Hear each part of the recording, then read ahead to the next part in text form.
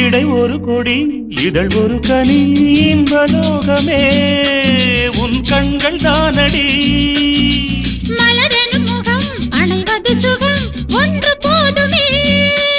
இனி உங்கள் தேன்மொழி நான் தேடினேன் பூந்தோட்டமே வந்தது நான் கேட்டது அருகே நின்றது இனிமேல் பறக்கட்டும் பறவைகள் இரண்டும் பேரைச் சொல்லவோ